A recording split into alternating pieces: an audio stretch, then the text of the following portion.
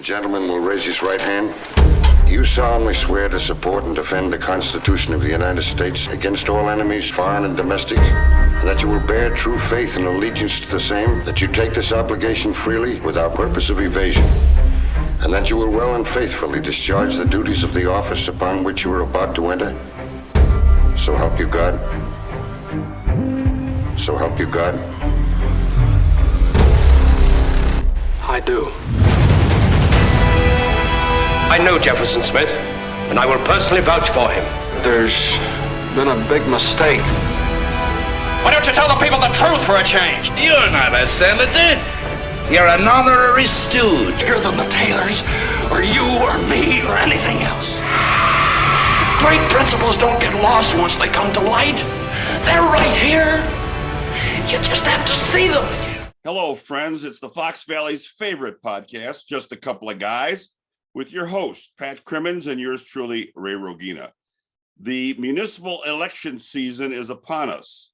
Campaigns are moving into high gear, and political signs are beginning to dot the landscape in the cities in and around the Fox River Valley. Today, we spotlight the important mayoral race in Elgin, Illinois, by talking with Mayor David Kaptain, the three-time incumbent mayor, and his opponent, a 6-year alderman on the city council, Alderman Corey Dixon. Both candidates will sit and talk to Pat and I in a few moments, but we first of all go to a message from one of our fine sponsors. Stay tuned.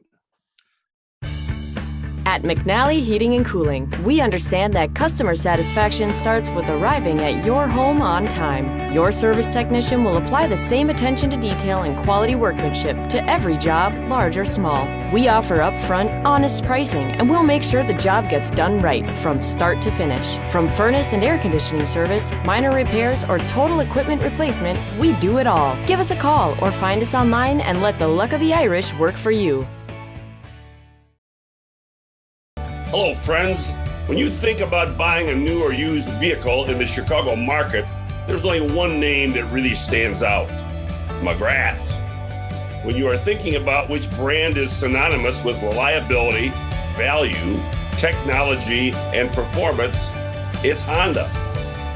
Put the two together and you have two great options: the all-new McGrath Honda in St. Charles and McGrath Honda in Elgin. Both stores are ginormous with acres and acres of inventory. Choose from Honda Civics and Accords, CR-V and Passport, even the Ridgeline truck. Visit our brand new location, McGrath Honda in St. Charles or McGrath Honda in Elgin. You'll be glad you did. One. Well, we're back and very pleased to welcome the mayor of the city of Elgin, Illinois, Mayor David Kaptain. And Mayor Kaptain, Mr. Mayor, thank you so much for joining us today. Thanks for inviting me, Ray. And Pat, we'll enjoy a good conversation this morning. All right, well, let's get right to it. And I suppose the first question that typically on any mayoral interview where there's an election coming up, you ask, why do you seek, in this case, why do you seek a fourth term as mayor? Okay, I feel like I have some things I still need to accomplish, some projects that have been in the works for a while that I'd like to finish. And, people, they think things happen quickly, and that's not the case. It takes a long time sometimes for projects to be completed. I've been working with John Cunningham, the clerk, to bring a clerk's office at a satellite to Elgin, and that's been going on for 8 or 9 years. And we're very close to having that complete, and I want to finish that. We're starting to look at bring it to the Elgin Recreation Center, so it'll make it easy for residents in Elgin, Carpentersville, West Dundee, that parts of Kane County to come and get their issues settled with the county clerk, including register to vote, passports, all those things will be available there. So that's it's been important to Mr. Cunningham as well as me. Several mayors up and down the Fox Valley have been in office for a significant period of time. And so the second question that kind of follows through on that, my earlier question is, do you believe in any kind of term limits, or do you think it should be the will of the people? Sure. I don't believe in term limits. I believe people can term you out. They vote. And when we had a ceremony for one of our council members here, he's now passed on, but a friend of mine, Bob Gilliam, was a councilman in Elgin for 40 years. Yes. And we had me do a little speech there, and I said, well, people talk about term limits a lot. And if you do term limits, you'll never have another statesman in this country. And but people don't become statesmen in 4 years or 6 years or 8 years. It takes sometimes decades to have that happen. And they are an important part of the democratic process. They provide us our leadership. They're the guys that are men and women that you turn to when you're looking for more experience from somebody, or you have an answer to a question. So I think if you put term limits in, and I kind of in my own mind's eye, look at the Congress of the United States, I'll pick on them. And if I took out the people that had been there more than 12 years, what would you have left? And that kind of gets a little bothersome to me.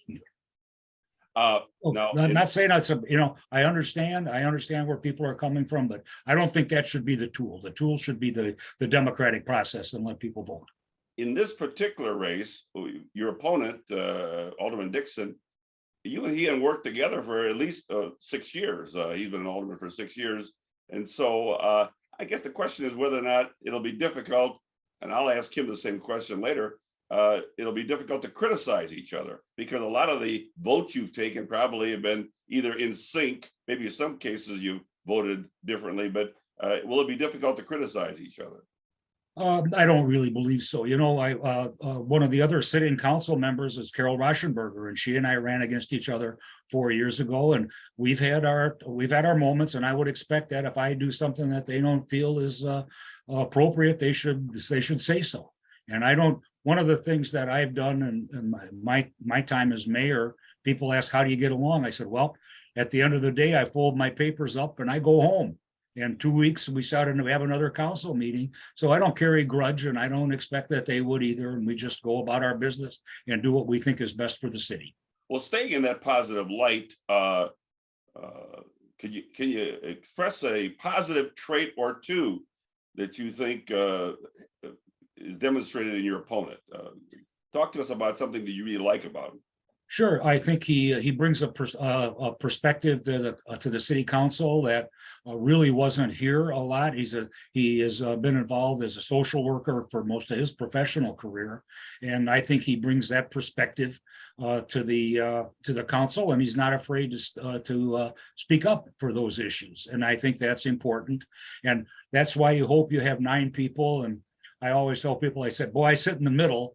And I have people that are on our city council that are extremely conservative and extremely liberal. And my job is to be in the middle and be able to interface with those people and make sure that we all get along and they all get a chance to speak their mind. And I think that's important. And Councilman Dixon does that. Pat?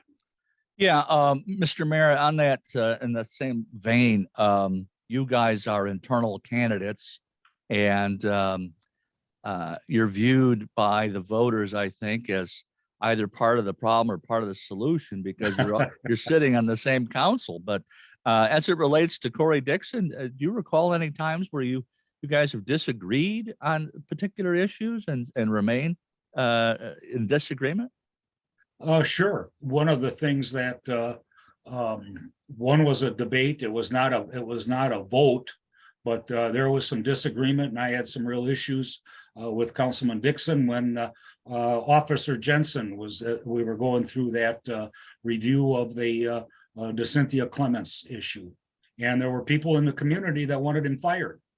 And I said, he's not had due process yet. We haven't gone through he'd gone through the review by the state police. He'd gone through the review by the state's attorney and found to be that he had done acted appropriately, and we were finishing the process up. But I said, every person gets due process. Constitution says it twice. It's pretty important. And I said, you're cutting him off from that. And I said, I will not allow that. We'll have this conversation, and then we'll make up at the chief to make that decision if he has violated policies, and then that will be up to her. Okay. And the other one was, and this was pretty significant, this community had a big discussion about the David C. Cook property in the city of Elgin. And Mr. Dixon was very much in favor of spending millions of dollars of taxpayers' money without a plan. And as a mayor, I can't do that. I have to see where this money is going to go. What are we going to get back from it? And the council at that time was pretty divided. We voted 5-4 not to spend the money. The initial cost would have been just to purchase the property was over $4 million. And we would have easily run in restoration and fixing that property up into the tens of millions of dollars. And I could not sustain that or support that. And Mr. Dixon was in favor of that. And I take it there were also issues where you agreed. Of course. Yeah. Sure. A lot. And people don't realize that, most of the things we do, 90% of the things we agree on and really don't have a debate, and it's unanimous, and paying bills and things like that are pretty much standard fare for a city council. Well, you talked about some property, David C. Cook property, that gets me into economic development. Where do you see economic opportunities in Elgin during what would be this next term for you? Well, certainly there's some things here that have been in the works for many, many years. We're working on our sports complex, and there's some has been pretty much an agreement with the council and with staff that there are opportunities there for us to expand the sports complex. And we're putting soccer fields in, and they feel that's going to bring revenue to the city of Elgin and bring people to the city of Elgin that don't necessarily live here and spend some time here. Also, we've been working and talking with our casino, and it's been off and on for the past 5 or 6 years about whether to build a hotel down there. And it's something that they might be looking at. But this ties into the sports complex that they needed to look at a bigger audience for them. Just then, sports gaming for them got to be a huge thing, as it is around the state. So those are a couple things. We also see development, and I think it's just it's the world we live in, and we've gotten away from purchasing things at brick and mortar stores a lot. We're seeing a lot of transportation. Elgin has a logistics center for a couple of trucking companies that are delivering materials around the country. And one of the biggest, developments that's coming to our community is Atlantic Packaging. They're the largest cardboard box manufacturer in North America, in the United States. And their goal, and they came to Elgin because of the transportation and the opportunity to make boxes for people like Amazon and to ship goods around the country. So those are the kind of things, and you respond to what what your city has to offer. And in our case, it's location with there's also 990. Yep. I'm sorry. There's also these sites around the Gale Borden Library. Are those being developed, or are they eligible for development, or what's going on there? Yeah, there are three. There are three sites. There's one large property just to the north. We've been purchasing property there for years and years, and that property will have riverfront. My philosophy there was that, and I believe in the Burnham plan, where we have a set aside from a river, just like they do in Chicago along Lake Michigan. The property near the water should be public space. And that's kind of my vision there. And I think that the council and in the past and the staff has looked at that as a residential. But that property, those three properties are going to be an interface between residential and kind of because of the bike path that goes there, kind of a rural atmosphere into the urban part of the city. Yeah. And so that has to be well planned out. I think there'll be some mixed use there. And that's kind of the vision for those three properties. One of them is, two of them are owned entirely by the city, and the other is partially owned by Tom Roser from Auto Engineering with the city, in conjunction with the city. So that's going to be a shared property. And how those are developed, that'll be up for developers to come in and make some decisions, what they see. Related to economic development and opportunities for Elgin, I think the people should know maybe what the mayor's role is in getting development opportunities and other economic opportunities for the city. Yes, and I think, there certainly would be a difference. I know you're going to have a question on full and a part-time mayor, but I always look at my role as being the guy that helps the process along. We have professional people that work for the city of Elgin, and they know how, they know the legal part, they know about the code, they know about zoning laws, construction, and that's their job. We have a developer comes in and he has a vision or a plan, and his job is to make that, take that to completion.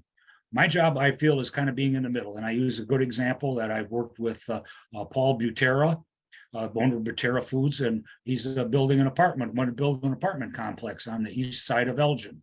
And we had ran into some issues, so we sat down. I had a couple meetings with them, brought his representatives and met with staff, and smoothed the way. He had some issues that were created there that I could help with. And we sat down, had conversation, and we worked through it. We have a development group, Elgin Development Group, that brings developers to the city of Elgin, and they will often come and ask me, they would like to meet with the mayor. And they ask me for like a political feel for the city of Elgin, and take something outside of City Hall, for example. What kind of community is this? Well, what about education? What about the neighborhoods? And I offer that role for them, and we've been successful doing this. So it's it seems to be it's not like I go out there and hunt down businesses or developers to come in. They find us. But you're selling the city to these people, and you're acting as a liaison between them and the city professionals. Right. And if they have an issue, that is sticking with them, maybe they'll call me and say, hey, can you help us out? And I'll go walk down and talk to the staff person and say, well, what's the issue here? And sometimes you only get one side. Right. And you got to look for the other side. And sometimes there's 5 sides. So you might also be the guy who's closing the deal, right? That's possible. Yeah. All right. Thanks, Ray. Mr. Mayor, large urban centers, cities across the country, across the state are having homeless issues. Does Elgin, in your mind, have this problem? If yes, what are we doing about it? If not, well, that's great. But what can any city do to correct the homeless situation? Okay, we certainly have had a homeless problem, and I've been involved with this for a couple decades. In the city as a planning commissioner, as a council member, and now as the mayor. And we've been trying to work through those issues with the homeless. And I see it around the country. And I just did an opening for we have a summit. We have people from about 20 organizations that have been working together with a group called Camps. And they have worked to try to solve, to come up with a good solution for the homeless issue. And I think we've done that. I think they have accomplished that. We have, they came back to the city council and would like to put in small housing for people. And we're looking at about 50 small, 12 or about 800 square foot units in a central. They've got this idea out of Washington. And this group thought it was the best way to move forward. There will be required central location there, a community room or whatever you'd like to call it, where there will be showers available. There will be a place for people to go watch television, do what they need to do. But each of these small units will only be provided with electricity. There won't be any plumbing there. They'll have to go to the community center for those issues, but they'll be able to cook there. They'll be able to take their whatever belongings they have and store them there, and that will be their home. And so we're going to move them into that. The city council has agreed to give them $940,000 to secure a piece of property. And the big issue, of course, is if you deal with these kind of things, is where do you put it? And the NIMBY head will rise up pretty quickly. And been down that road a number of times. I said, we've had some great people working on this, and I'll give some names here. Karina Nava is the assistant city manager, has kind of been spearheading this from the city standpoint. There's a young fellow named Bobby Jackson, who's worked with this group to help move it forward. And some of the people that are involved with these not-for-profit organizations, the social service organizations, have been involved for decades. Ed Hunter is one. He's been a chaplain at St. Joseph's Hospital and a chaplain for our police department. And they are the ones that really put this together. And I said when they brought it to us, I think it's the best proposal I've seen, because it allows people that are homeless to live in an environment where they're by themselves and they have something that's really kind of their own, but they also have to be part of a community that's there, and they also have to seek help.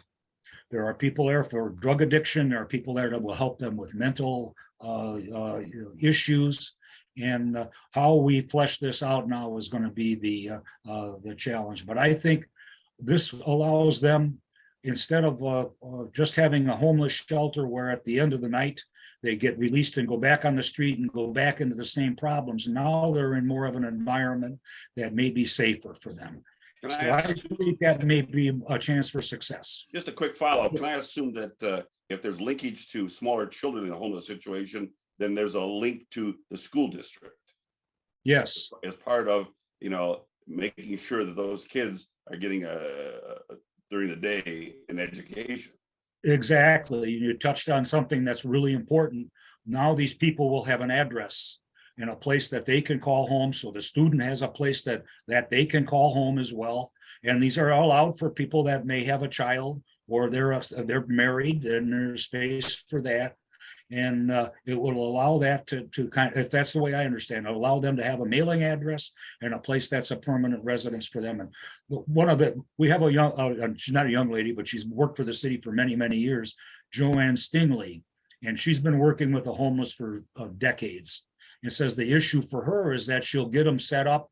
They get all the things they need. They get their checks. They get their any correspondence that they need. And she said then they drop out of sight and fall through a crack. And then she has to go back and start over in 6 months or 9 months. Hopefully this will solve that problem, help solve that problem. Pat? Well, that sounds interesting. Earlier you talked a little bit about the Cynthia Clements and Officer Jensen. A couple of years ago, the city developed a community task force on policing. Talk a little bit about that. Do you think it was helpful in addressing some of the concerns about the police, or was it? Well, I guess I have mixed feelings about it. I think the discussion had to happen. And that's why I supported it. I said, I think we need to have this discussion. I was very disappointed in the progress that they made.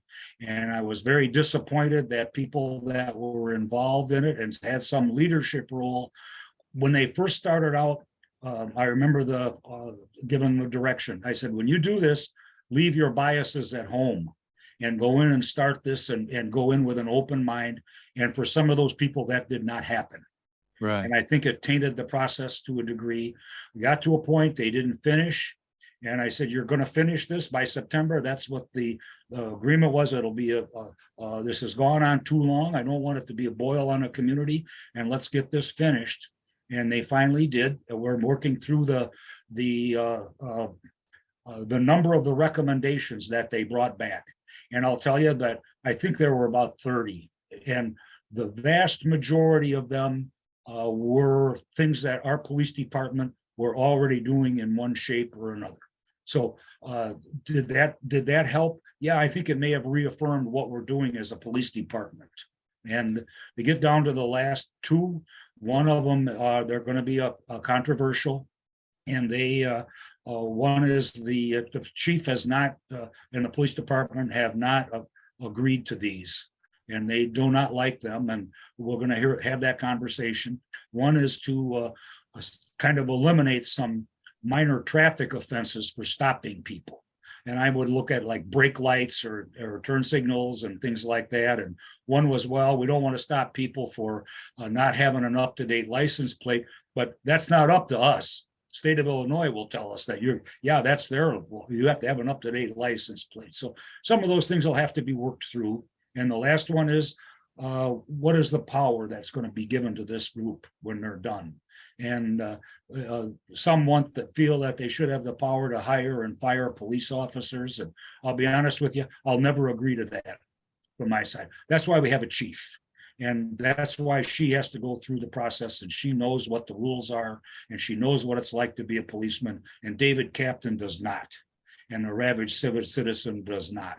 So that has to be weighed in there as part of this, and to be fair to the police officers and fair to the community. I think that's going to be the last two things that are there, and we'll have that discussion. So will the committee then sunset, or is it something that you see this committee going forward and continuing to work? I think it might go in some shape or another. I don't know if the same people will be on it. One of the things that happened, Pat, with this was when it started out, I let Councilman Powell and the Councilman Shaw make the choices as who's going to be on there. I said, I don't want you make the choices. And so they picked 18 or 19 people. By the time this thing had started to drag out, it got narrowed down. And I said, this has to be finished, because you're going to get down to too small a group to make the decision. So you have to expedite these things. And the same thing would apply to a citizens group, in my way of thinking. If they're going to be part of this, they need to be trained. They need to be trained on what it's like to be a police officer. They need to have bias training. They need to have to go through this. This is not going to be something where you're going to serve for 3 or 4 months and then leave. This is going to be a commitment for 3 or 4 years. And some of those things could be kind of problematic. Let me add one thing here that we've done. And we have a outside agency that does reviews of our police complaints. And complaints against maybe improper conduct by a police officer. So we have an outside agent. We took that, some of the council majority voted to take that away from our legal department and move it to an outside agency. And I'm fine with that. So you got a third party to look at this. Every year I bring these back and have those reviewed as to what happened. And I think that was what I've seen, is that there are issues sometimes with getting people to come back and testify. And they refuse to do it. I would give the task to this committee to make sure that those people get their voice in, and to go find them if they have to. Otherwise, the whole process falls apart. They file a complaint, a person files a complaint, and then you can't get that person to follow up on it. Right. So I think that may be something that this policing commission could do. As an old prosecutor, it's difficult sometimes to rally the witnesses. So Yes. that's a common problem. Yeah. But this served, I think, as a therapeutic value for the community to kind of get out their rant and their anger and their whether it's justified or not. And then also from your end, kind of a communication tool to kind of tell people, look, we're already doing this. We're already doing that. So, and we started to have community conversations back at the time of the incident in Ferguson, Missouri. And the staff called me, and then the chief called me at that time, as Jeff Swoboda. What do we want to do? I said, I want to sit down and we'll have a community conversation on this, and let's get out here and talk about this.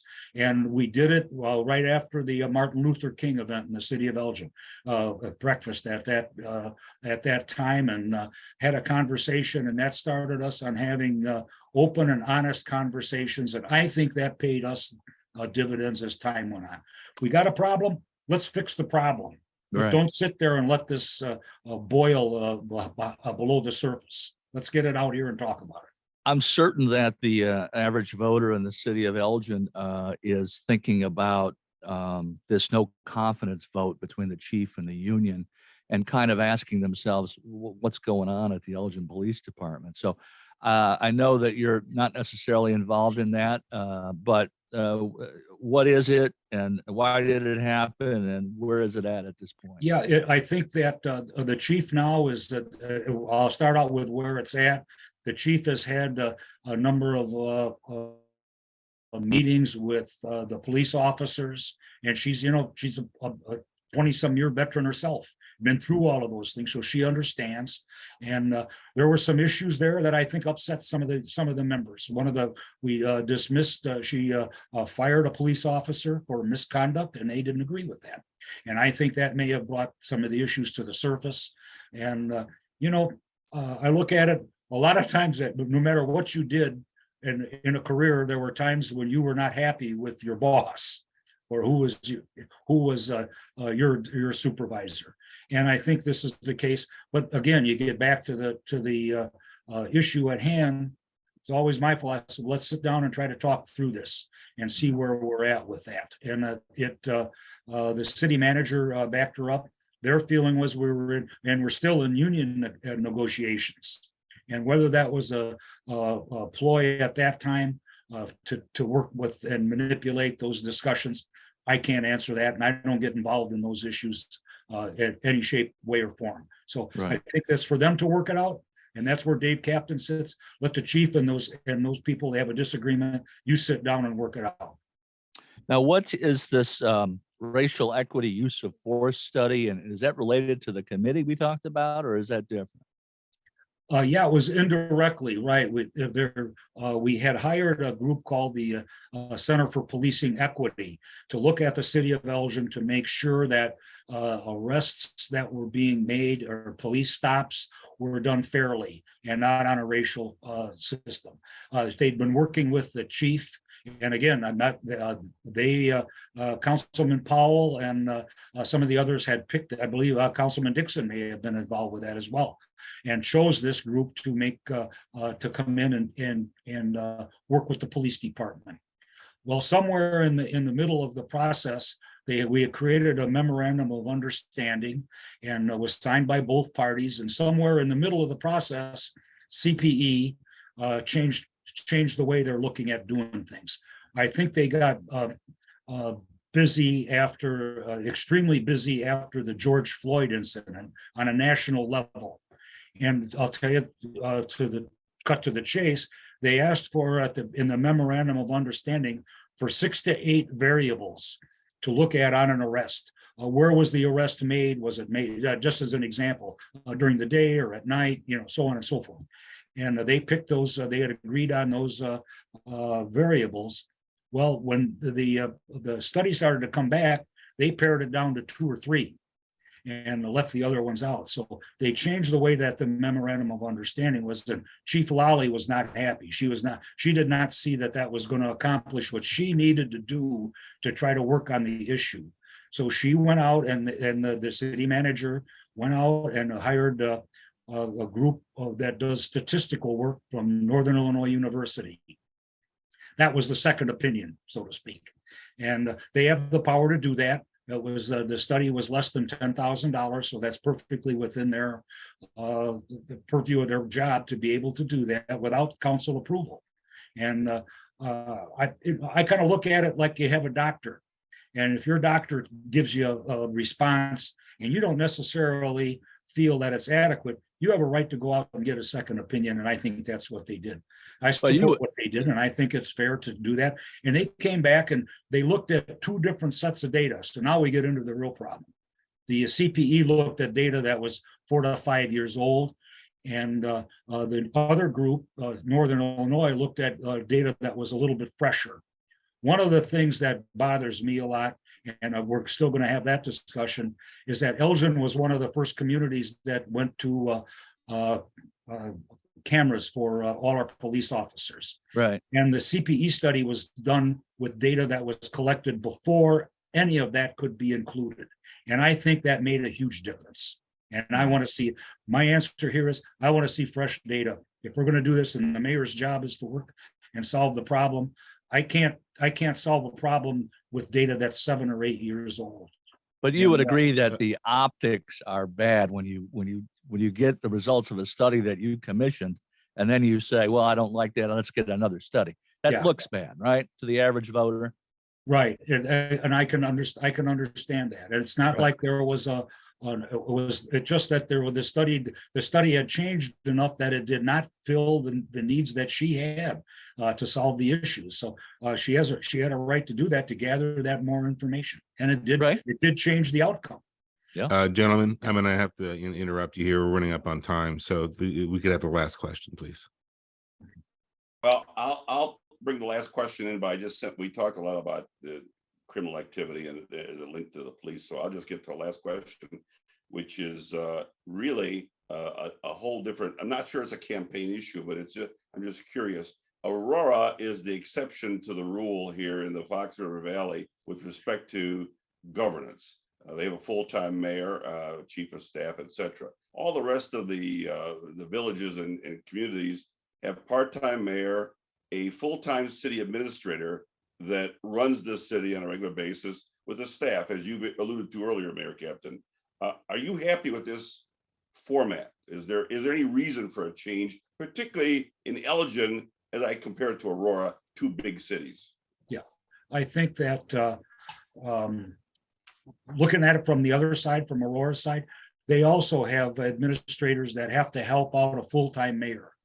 And they have to have professional people to work with whoever that is. And, you're a former mayor and you came as an educator. We don't know how to plow snow, and we don't know how to we don't know how to do a lot of things. That's exactly right. Professional staff people that do that. And the system has worked well in our community for a long time. And we have a AAA bond rating because of our city manager, and we have a good police force because of the staff that's there. And I would say we could look at our community and say it's worked here. And so I don't see a reason to change it. I don't see that a full-time mayor would be able to make that big a change for us. We're having a great economic development. We put together a good team of people. And I think it's no matter whether you're a part-time mayor or a full-time mayor, we all depend on the people that surround us to be professionals and offer that information to us.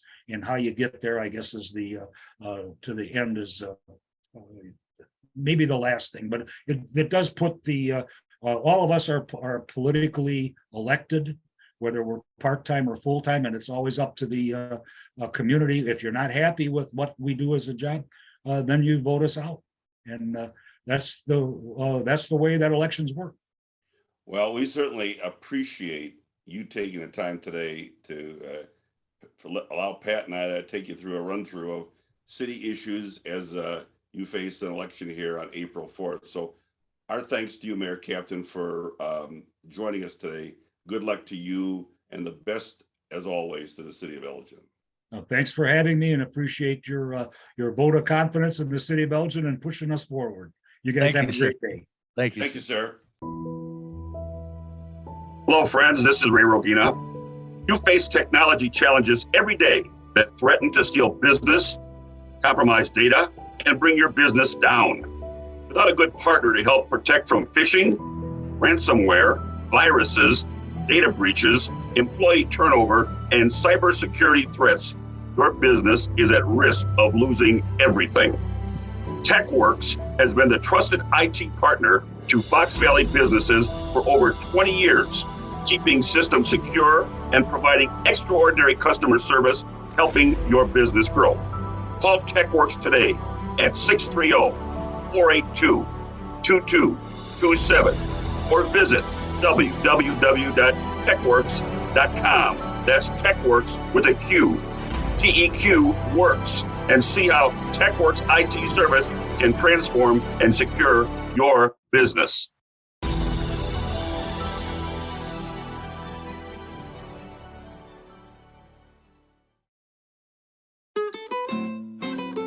Hello, friends. This is Ray Rogina. I'd like to say a few words about my friends at the Karis Group of Restaurants, one of our sponsors. I've been a frequent guest at all of their fine restaurants for years, one of which is Rookies, which has locations throughout the Fox Valley and beyond. My favorite dish at Rookies is the Gyros plate with the Saganaki appetizer. Oopa! My wife, she loves the Hall of Fame chicken sandwich. But I can honestly say that I've never had a bad meal there, regardless of whatever I've had to eat. The wings are out of this world. The salads are delicious. Great burgers, tacos, all American specialties. And don't forget their pizza. And of course, you can wash this all down with one of their famous Mai Tais. Try them out. St. Charles, Geneva, Elgin, Hoffman Estates, Huntley, and Roselle. RookiesPub.com. I'll see you there. We are back today with City Councilman Corey Dixon, who has chosen to run for the mayor's seat in the city of Elgin. And first of all, Councilman Dixon, welcome to our podcast. Really appreciate you coming on today. No problem. Thank you for having me, Ray and Pat. I was really looking forward to this. Well, we look forward to some of the questions we're going to ask you as well. And thank you. I would just simply start with a very basic question that you probably always ask a candidate for office. Yeah. In your case, why do you seek, as a policymaker already in Elgin, why do you seek the mayor's seat? Yeah, I probably should just, back up for real quick for a moment too, just to tell like, why am I here to begin with, right? Why did I even, become or seek to become a city council person? Right. I like to tell people I never went looking for this. It's something that found me. I've always been a bit of a servant in the community. I've been, very active. I sit on a lot of boards and commissions prior to ever seeking to become a council person. And I think that, as you two probably already know, once you have that bug, right, and you care about your community and you're involved in your community, you see some things that you believe you can contribute to improve the whole city. And so that's what interested me about becoming a city council person. And so I've really enjoyed the last 6 years as a policymaker, as you pointed out. I've been super active. I continue to be super active on boards and commissions, and then also sponsoring policies too as well, and working with my colleagues in order to get things accomplished in the city of Elgin. And just like what originally set me down this path of recognizing, since I'm involved, of what we can be better in, that's the same thing that happened to me as a council person. As a council person, I look around and I see a lot of opportunities that are out there that we're just not going for as a city. And so when I'm out and I'm speaking in the community to people and they're telling me about what they would like for their city to be, when I'm speaking with my colleagues on city council and they're telling me about their ideas and what they hear from the community, I take all that into consideration and I say, well, there's some things that we can do, that we can improve on. Am I the person that can lead us to accomplish those things? And I absolutely believe that I am. So that's why I've decided to run for mayor. It's not to solely be a leader. I'm already a leader on city council, but I want to be more effective. And I believe the mayoral seat will allow that opportunity to bring home a lot of the things that this community wants. Now, as a councilman for 6 years, you've been obviously there with the mayor, making decisions on policy, et cetera. Will you find it in the campaign to be difficult to disagree with him or to take issue with him? Not at all. Not at all. I'm a professional. My 9-to-5 job is, I work for the Kane County Sheriff's Office, where I'm the senior assistant director of reentry programs and diversion. And so I come from a public administration background, and I understand how to be a professional in my field and also how to be a professional in the line of service. So for me, I can compartmentalize those things. There are things that we agree on, and there are some things that we don't agree on. And just let me add, I don't agree with everything that anybody says. That would be totally ridiculous, right? Like you got to have your own brain and be able to formulate your own thoughts, right? So, for me, I don't have a problem with it at all. As a matter of fact, before I ever even declared to become mayor, a year and a half ago at this point, I took Mayor Kaptain out for coffee to have a conversation with him, to let him know that I would be seeking the office of mayor, because I didn't want him to hear from anybody else. It wasn't a personal thing for me. I don't have an axe to grind. I just believe I bring more to the table. I believe that I can be more effective. So for me, it's not a problem at all. I welcome the professional discourse and, and talking about policy making and our political differences. I think that's good for the community to see and to know, because I believe that's necessary when you're talking about government and representing people.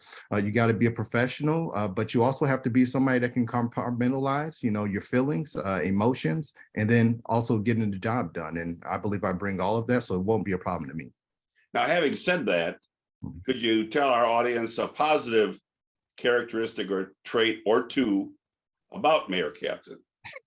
You guys planted this question, I tell you. Well, Ray. we asked him the same question, so just so you know that. No, I as I was saying, I don't have any personal gripes with Dave at all. I sit on a lot of boards and commissions, and he gives to different boards, and so he has a generous heart in that way, and I commend him for that. So I think that's probably the thing that sticks out the most about Dave, is his ability to give financially to the organizations that are around the community. Very nice. Pat? Well, obviously, if I'm a voter in the city of Elgin, Councilman, I look at both of you and I say, well, you're both internal candidates. You come from the same political entity. Where's the difference and how do I benefit? So let's talk a little bit about areas where you've disagreed with the mayor and or agreed. Yeah, no, absolutely. The first thing that actually comes to mind, which I think is a really hot subject and something that we've been discussing for a number of years, is our downtown. We disagree on the approach or what could become of our downtown. Elgin is now the 6th largest city in the state of Illinois. We have continued to grow, which is excellent, which is great. But our downtown has not come around. We've had some improvements. Our Downtown Neighborhood Association has done an excellent job in trying to improve our downtown. But when I'm talking to people, no matter if it's on the west side, far west side, or the far east side, or people who live downtown, they want to have a center city where they can hang out, where they can go to restaurants, where they can do some shopping, where they don't have to leave this community in order to enjoy those amenities. And so my position on downtown is that we can make our downtown the mecca of the Fox Valley of downtowns, the entertainment destination of the entire Fox Valley. I believe we have that. That's my vision for our downtown. And that's my vision, but I don't believe that Dave has the same vision. He has once said, downtown is never going to be what it was before. And I agree, it's never going to be that again. And nobody really wants it to be. We want it to be something new. We want it to be different. We want it to be Elgin. We don't want it to be St. Charles, no disrespect, Ray.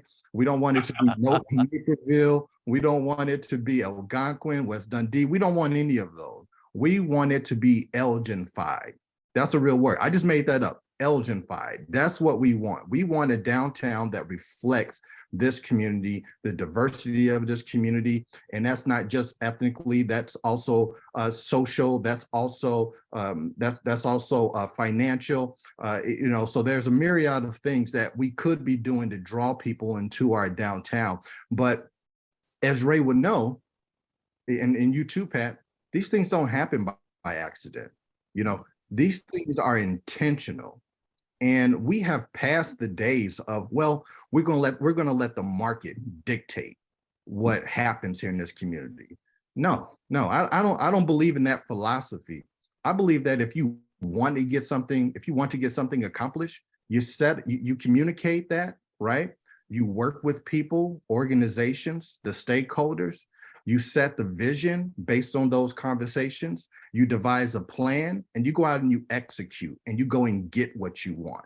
Right. But sitting back and waiting on the market to give you what you desire, I think that's an antiquated way of thinking. So that's where I believe we differ for sure. Let me ask you a follow up on that. Are you suggesting that this is a difference in management style between yourself and Mayor Kaptain? I think to some degree. I think to some degree, yeah, we're different personalities. Although we come from the same, I guess you want to say the same government, political entity in the government. Our city council is made up of different people from all kinds of walks of life and have different experiences. And so certainly my experiences and, where I'm at in my stage in my life with a young family who you're someone who's, been born and raised here in the city. I certainly have a different viewpoint on, on issues. And this is just one of them as an example. And I certainly will have a different approach to that as well. I'm a very assertive person, and sometimes it may be to a fault, maybe, I don't know, but I'm a very assertive person, but I love working with people and I love devising plans and executing in strategy. And so that is going to be a different type of leader, that means a different type of mayor, because I want to go out and make things happen and not just wait for them to fall in my lap. We've got a variety of questions on issues. We want to get to all of them, Mr. Dixon. So if I may, I wanted to move on to economic development. I reviewed your website and the portion regarding economic development, and you state, I quote, by 2025, Elgin will be the premier destination in Illinois for living and doing business. Tell me how you're going to do that. Well, I already hit on a lot of this. I talk to people. A lot of those conversations are with developers. I go to the developer conferences that are in the Chicagoland area from Chicago and even in something as close as Schaumburg. And I'm speaking with developers and I'm hearing what they believe Elgin has the potential to be. And they talk about the same things that I've been speaking about. Elgin should be an entertainment destination. Elgin could have this. We're perfectly positioned off of I-90 with our bus routes, with Randall Road, with our metro station, with our population, our very diverse citizenry that we have in the community. We can get, you should be something more than what you currently are. Those are the conversations that I'm having with people. And there are developers and business owners, investors who want to do business in Elgin. And I think just the separation of where we are today versus where we could be, it's just intentionality. What do we want? And do we go out there and make it happen? We've been, I think, really blessed with having a terrific Chamber of Commerce here in Elgin, and they have done some excellent work. We just renewed their PSA just the other day, and I complimented them on the work that they've been doing in the city, and even suggested that we should probably double the amount of financial support that we give them, because what they've done with what they've had has been excellent. Right. So if we ramp up those services, right, if we even ramp up the services in support of the Downtown Neighborhood Association, if we better support our Travelers and Conventions Bureau, which are our three essentially economic development partners, if we do that and we set a unified plan of how we're going to market our city and accomplish the things that we want to see, I believe there's nothing stopping us. The only thing that's getting in our way right now is us. But I think the greater Chicagoland area and certainly the Fox Valley area, that's not going to stop us. And it's just right for the picking. We just have to do it. We got to get on board and make those moves. Okay, thanks, Ray. A lot of large cities like Elgin, and for that matter, other cities as well, but large cities in particular certainly have homeless problems. And so the question is pretty matter of fact. Does Elgin have a homeless problem? If yes, what is being done or could be done to solve it? Yeah, Elgin absolutely has a homeless problem. Elgin, we're a city, and we're a city that has some city issues, and it needs some city resolutions in order to get some of this stuff back in order. Since before I ever ran for office at city council, and I've only ran for office twice, and it's always been for city council. But before I came onto city council, I was talking about homelessness. It was one of my pillars. And people would say, Corey, why are you talking about homelessness? It's not something that people want to talk about, but it's something that I cared about. I genuinely care about people who are having substance abuse issues, financial issues, mental health issues. And I saw it as a burgeoning problem, but it had reached a point where it was really beginning to show ourselves, particularly in our downtown.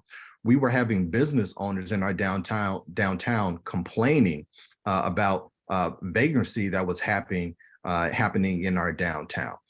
And so it's always been an issue. And I quote, Mayor Kaptain when he said, we've been kicking the can down the road long enough, which was a few years ago, right? But he was a part of the administration and the city council that was kicking that can down the road. Meanwhile, I came onto city council talking about homelessness. Once I got onto city council, I continued to push for us to do something about homelessness. And now, just recently, we approved almost $1 million to be set aside to work on a homelessness plan. Now, we don't have a full plan in hand. The city does not, right? But I work with an organization called One Collective that has put on the housing summits throughout the city to talk about homelessness and houselessness. And there is a burgeoning plan that is going to be coming forward that I'm going to continue to work on from both sides and do my volunteer work, but also once I'm elected mayor to help us accomplish that, to get people off of the streets. And so that's something I look forward to doing. But yeah, to answer your question, it's an absolute problem. I've always known it to be a problem, and I've never sat back and waited to try to find for a solution to come to me. I've always been working with the social service agencies and communicating with them, and just community stakeholders who care about this issue, such as PADS of Elgin, to say, hey, we got to come together on this, because you can't accomplish anything in government on your own. You always have to work with people. You always have to be willing to listen and to learn. And I have those abilities. And that's why I believe that I'm the right leader for today and the future. Just a quick follow-up on that, as it relates to the plan that's being developed, as you indicated, is there linkage in the plan to help with children that are homeless as well, linkage to the schools district? That's a great point that you raised there. There is a little bit of that.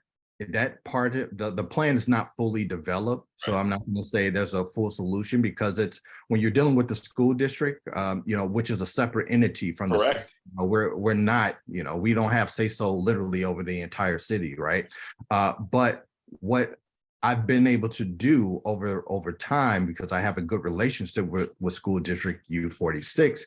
I'm going to speak to one of the programs that I recently sponsored and helped push forward in City Council, which is a program called the Youth Empowerment Program, which is a mentoring program that I worked on with our Chief of Police, School District U46, some community members that actually lead the day-to-day operations, and a bunch of social service agencies. And what we found through that work is that there's a large percentage of students inside of School District U46, which is the second largest school district in the state of Illinois, where kids are fighting homelessness.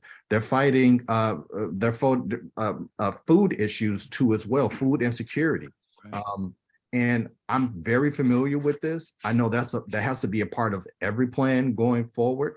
I'm also a board member at Food for Greater Elgin, and this is a subject that we talk about a lot of times too as well. So I think that before that plan is complete, because it's not complete at this point, but I believe that once that plan is complete, it'll definitely carve out a nice section to make sure that we're not missing anyone, especially the kids. And I think the best indicator of how to judge a community is by how they treat their most vulnerable. So that is the seniors, that is our disabled, and children, of course, which is related to this question here.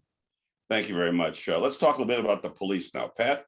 Yeah, and public safety, Councilman, obviously it's a priority in Elgin as it is elsewhere. You've indicated that you're the sixth largest city in the state, but you have some specific problems localized to the city of Elgin. The death of Miss DeCynthia Clements and the controversy regarding Officer Jensen led to a community task force on policing. Why was it promulgated? Do you feel it was helpful? What are your thoughts on it? Yeah, I think the task force was helpful. And let me explain why. We have a police chief in Chief Lally, who I think is great. She is a very progressive police chief. She supported the idea of a task force. She worked tirelessly with the task force at every step of the way to provide information, guidance, ideas on how we can make ourselves a better community. And she never shied away from that. And I believe that when you have that type of buy-in from your top cop, and with the support of the city council, the majority, not everyone supported it, of course, right? But the vast majority of people did support it. When you have that kind of community support, that kind of support from city council, from city staff, namely Chief Anna Lally, and getting that task force up and running and working with them, yeah, I think that was great. The conversations that have occurred because of it are uncomfortable, right? It really hits on racial disparities, things that I believe that just countrywide and, in our history that we just have not fully dealt with. So it's not an easy conversation, but this work never should be easy. Governing people is not easy. Policy making isn't easy. It should be uncomfortable. And we were able to have some uncomfortable conversations that I believe have benefited our community. And from that, we've had some policy changes that the chief of police has been in agreement with. And so I think it was a great, I think it was good to do. I'm not saying that the process was perfect because we had never done it. So we were trying to fly the plane as we were building it, essentially. Right.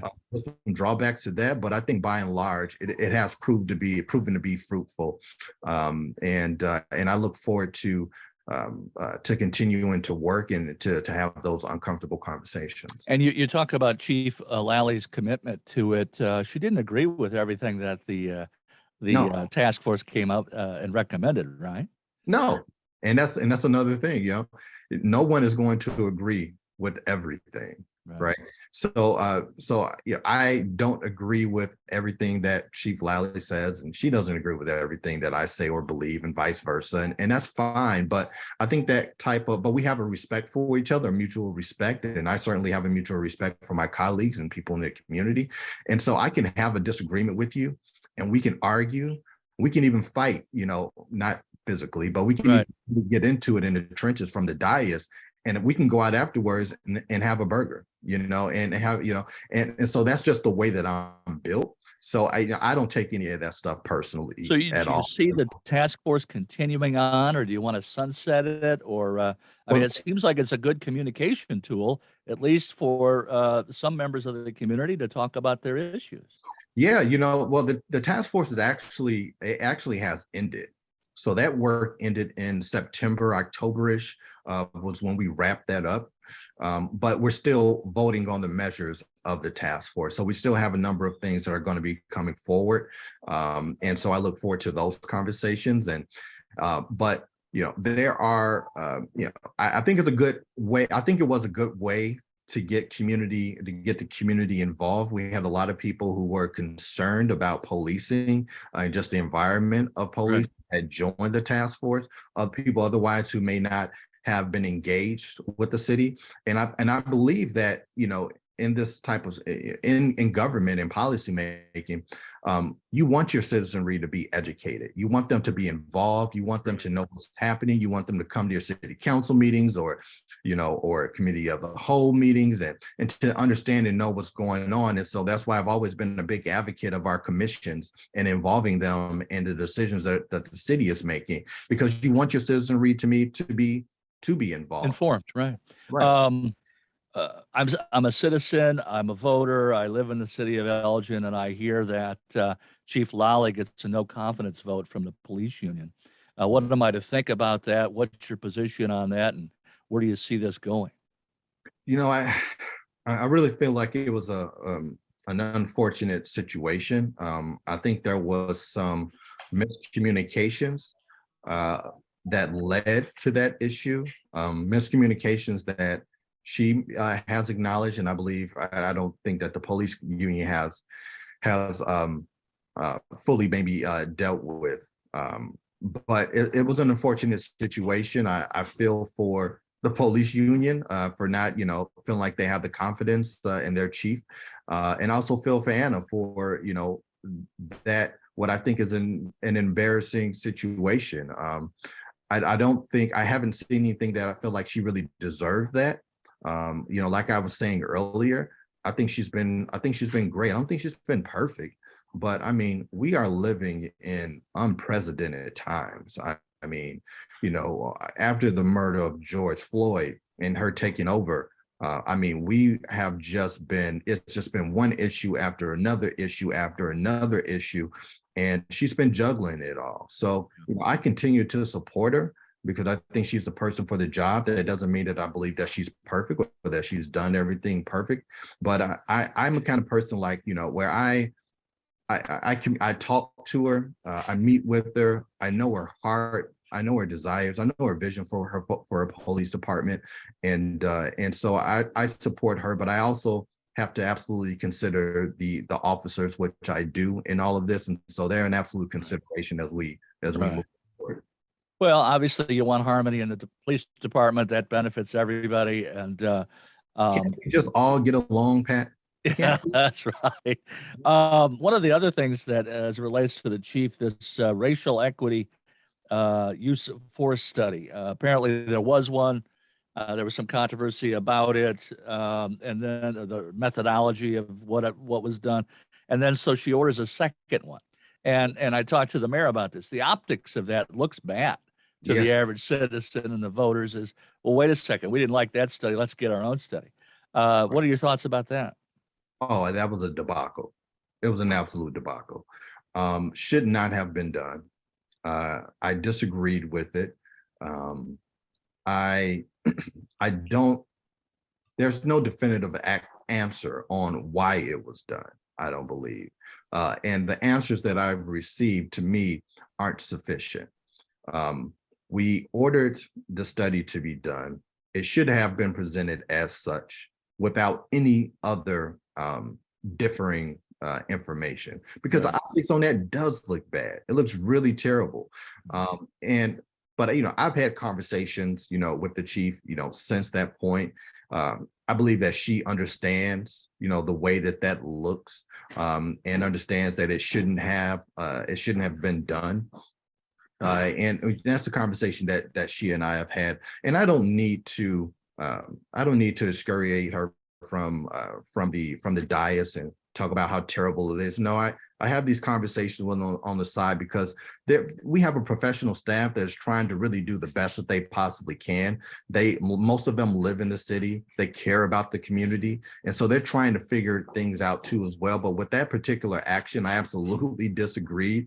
And we're hoping to have a round two, essentially, of having that original data presented to the city at a future city council meeting. Right. Councilman, staying on that same theme to some extent, and looking at it from your seat as a policymaker, paint a picture for our audience of how you perceive criminal activity, particularly violent criminal activity in Elgin. Uptick, level, or is it declining?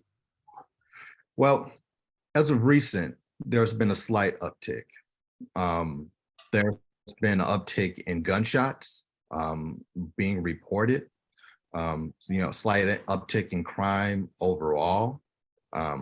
It's too early to really know exactly what we can contribute that to. But I know that our men and women in blue are doing everything that they possibly can to prevent these things from happening. But I believe that we have to reimagine how we provide public safety. More cops isn't always the answer to or the solution to the problem. We live in a day and time where people really have mental health issues, substance abuse issues, and these things have continued to grow over time. And we don't know exactly why, but that's just the environment that we live in. So when we're talking about public safety and the uptick in crime, we can't be reactive. We have to be proactive. And so that means that when we have something like the CCSU unit that deploys social workers to the scene to deal with mental health crisis, we have to do that, and we have to do those types of things more. We have to create programming to work with kids similar to the YEP program to where we can get those kids out of gangs. They don't even get into gangs. We can provide different avenues and mentoring and things of that nature to keep kids off of the street, because the vast majority of these gunshots that are happening in the city, they're happening by kids, literal kids. We're talking about 15, 16, 17-year-old kids that are involved in these gang activities. And why are they? A lot of them come from disadvantaged backgrounds where their parents don't have access to the resources that are needed in order to provide that child with the opportunities that they really should have.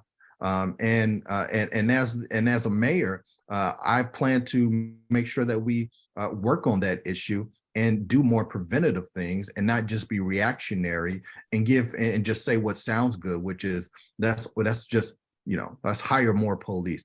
I believe in hiring police, but you got to hire the proper amount. But you also have to invest in social services. It's not just a policing thing. It's a human condition that we have to look at holistically. And so, the uptick it comes from a myriad of issues and reasons. But I'm not going to pontificate on why those things occur, but they're here, and we just need to be proactive in trying to prevent them. Pat, you a follow-up to that? Well, it seems to me, Councilman, that you're talking about a kind of a global approach to all of these various problems: homelessness, mental health, crime. You're not talking about defunding the police, but you're talking about being smarter with the funding of the approach generally, right? Yeah, absolutely. When we think about where we at, and here in these days and times, we have to think outside the box. We have to think about what other communities are doing around the country or even around the world, and seeing what models are out there that exist, and not be so insular that we just say, well, we just need to look at what we've done here in Elgin and we can move based off of that. I don't believe in that approach. I believe that people have good ideas outside of Elgin too. I believe that there are models and things that other communities have done that we can make ours here in Elgin. It doesn't have to be someone else's, but we can make ours. But there's so much out there that we can learn from other communities, from other organizations. But we have to open up our doors and listen to that. We have to be willing to say, you know what, we don't know it all.